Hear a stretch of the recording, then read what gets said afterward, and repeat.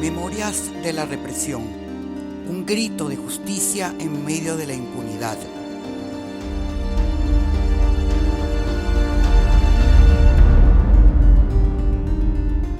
Soy Marta Tineo, coordinadora general de Justicia, Encuentro y Perdón.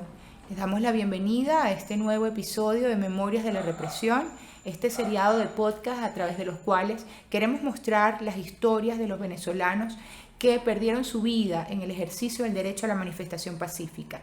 Es una propuesta que busca humanizar estas historias y sensibilizar a la sociedad respecto a cómo, lamentablemente en Venezuela, se ha impactado a través de este patrón de represión en el que hemos insistido. Les damos las bienvenidas de nuevo y hoy vamos a hablar de la historia de Luigi Guerrero, un joven del estado Táchira que perdió su vida en el año 2019.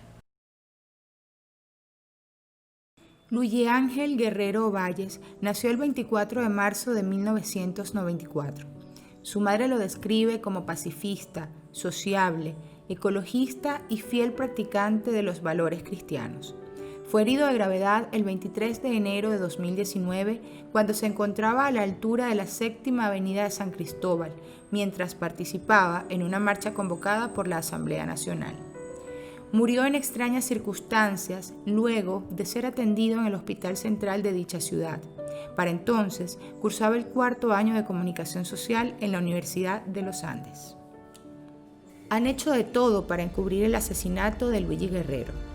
El 23 de enero de 2019, fecha cuando la Asamblea Nacional trazó un mapa de transición política basado en el artículo 233 de la Constitución, miles de venezolanos marcharon para demostrar su aprobación a la iniciativa que abría un compás de esperanza en medio de la emergencia humanitaria, la frustración y el desasosiego. En el estado Táchira, una de las regiones del país donde el clamor popular suele expresarse con contundencia, se organizaron movilizaciones hacia el centro de la ciudad. Una multitud se desplazó jubilosa entre coloridas pancartas y consignas por un cambio político. Ese día, Luigi Guerrero, un joven de carácter afable y promotor de la paz, como lo describió al otro lado del teléfono su madre Julieta Ovalles, decidió marchar por primera vez en su vida. No sabía, pero un giro ineludible del destino decidió que no habría una segunda ocasión. Patrón de represión. Desde la llegada de Nicolás Maduro al poder, su administración se ha caracterizado por imprimir el sello de la represión a todas las expresiones que emanan de la población. A las acciones represivas de los cuerpos de seguridad se suma la actuación de grupos paramilitares y de civiles armados, quienes en clara coordinación con cuerpos militares y policiales han agredido a manifestantes en todo el país.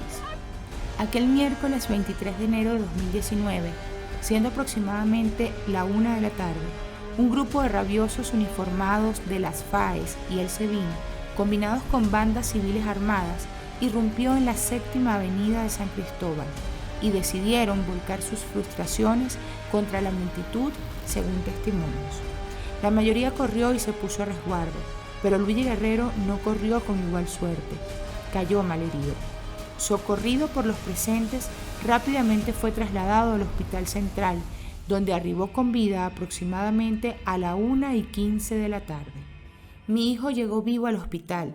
Lo atendieron en la sala de emergencia que llaman el quirofanito. Allí estuvo con vida por más de 1 hora. Luego fue rodeado por agentes del SEBIN y del CICPC. Eso lo tengo documentado. Más tarde apareció torturado y con signos de otro disparo. Lo digo responsablemente porque cuando él ingresó al hospital tenía un solo orificio de proyectil en el costado izquierdo y algunas contusiones en las piernas. Cuando me lo entregaron en la morgue, su cuerpo tenía otro orificio por el paso del proyectil, la nariz fracturada y signos de haber sido golpeado. Todos estos detalles los maneja rigurosamente la señora Ovalles, quien tras sortear las miserias de un sistema de justicia abyecto, corrupto, negligente e indolente, decidió por fuerza propia la reconstrucción del crimen de su único hijo. Obstrucción a la justicia. La impunidad, que no es otra cosa que la ausencia de castigo al autor de un crimen, desde la perspectiva de los derechos humanos supone una multiplicidad de violaciones. La ausencia de castigo representa en sí mismo una nueva violación de los derechos humanos, pues niega el derecho a las víctimas a la verdad y la justicia, impide la posibilidad de reparación integral, crea una cultura de resignación ante el delito y ello, finalmente, una estrategia de poder a través del control social. Derechos al revés. El artículo 26 de la Constitución de la República Bolivariana de Venezuela dispone: toda persona tiene derecho de acceso a los órganos de administración de justicia para hacer valer sus derechos e intereses, incluso los colectivos o difusos, a la tutela efectiva de los mismos y a obtener con prontitud la decisión correspondiente.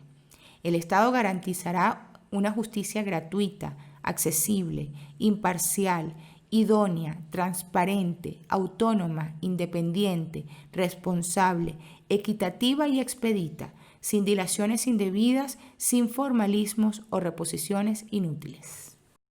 El caso de Luigi Guerrero nos muestra además cómo en el año 2019 el patrón de represión que se ha instaurado en Venezuela en contra de las manifestaciones pacíficas desde el año 2014 se elevó a un nivel de mucha más saña y de mucha más violencia y crueldad. Vimos que actúan entonces en combinación cuerpos de seguridad del Estado, hablamos de la FAES, hablamos de funcionarios del SEBIN, pero también hablamos de cómo actuaban en coordinación con grupos de civiles armados pro gobierno, de tal manera que nos damos cuenta cómo se ha estructurado una coordinación entre grupos civiles y grupos policiales para atacar a la sociedad civil. Además, vemos en el caso de Luigi cómo su madre es quien ha tenido que impulsar incluso la investigación y la documentación en el caso del asesinato de su hijo. Vemos a una señora que ante la omisión del sistema de justicia, ante la omisión del Ministerio Público, se ha encargado en primera persona de buscar declaraciones, testimonios, pruebas y evidencias de cómo fue ejecutado extrajudicialmente su hijo. Al día de hoy, la señora Julieta Valle, como muchas de las madres venezolanas, no cuentan con ninguna respuesta por parte del sistema de justicia, no hay avance en torno a la investigación de este caso y en consecuencia se mantiene dentro de esos 97% de impunidad que hemos denunciado reiteradamente en torno a estos casos. Vemos además cómo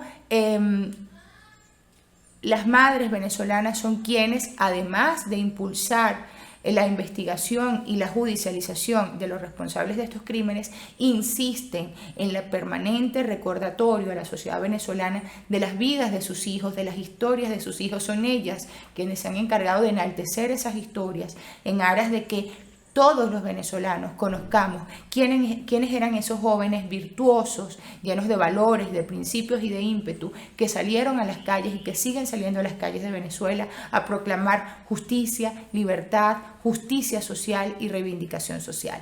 La madre de Luigi es otra madre heroína que investiga la muerte de su hijo, impulsa, clama justicia, pero también junto a nosotros construye memoria histórica.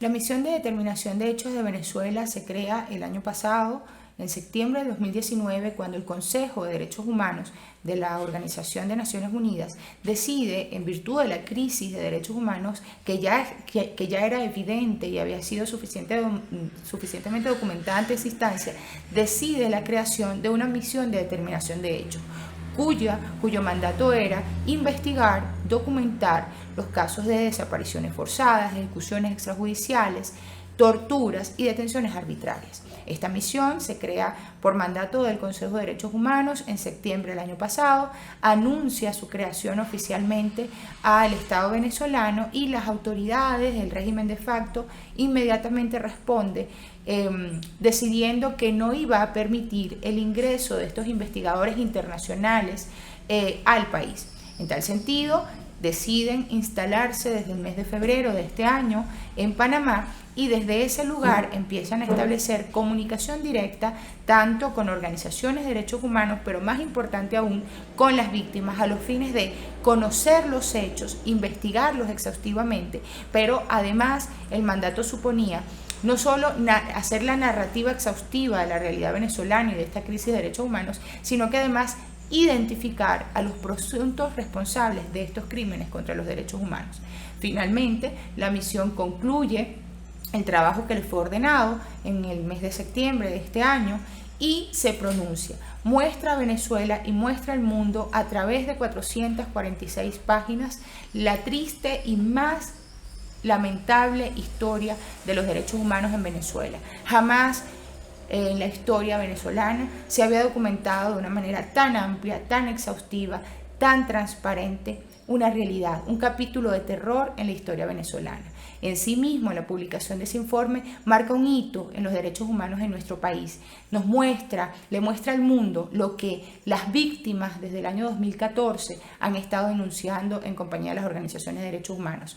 Demuestra cómo lamentablemente en Venezuela se ha seguido un patrón de represión contra la sociedad civil, cómo en Venezuela a través de los cuerpos de seguridad del Estado se han cometido miles y miles de ejecuciones extrajudiciales, no solo en el contexto de manifestaciones, sino a través de los mal llamados planes de seguridad, que al final han terminado siendo el vehículo para que miles de venezolanos hayan sido injustamente ajusticiados.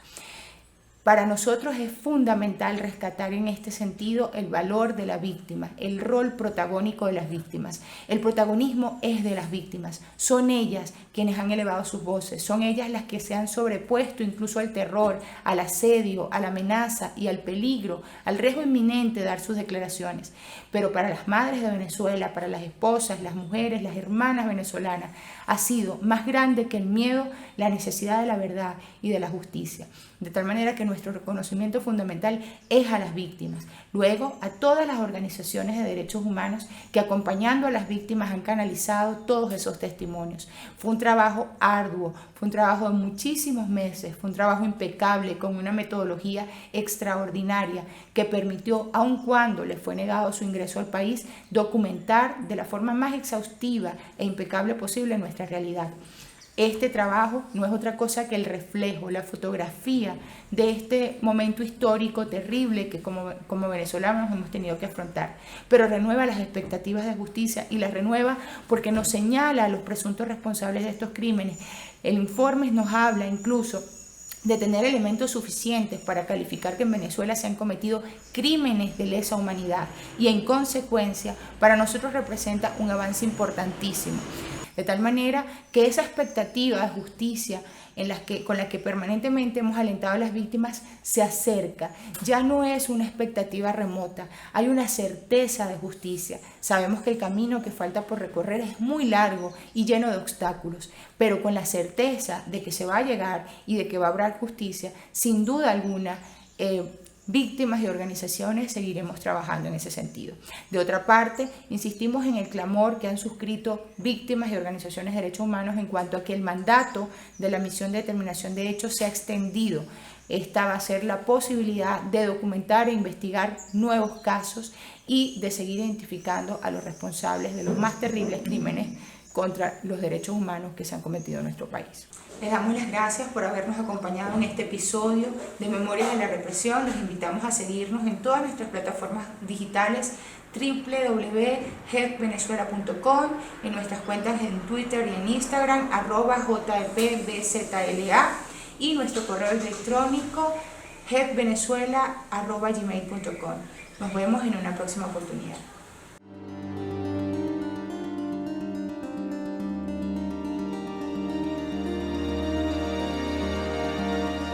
Memorias de la represión, un grito de justicia en medio de la impunidad.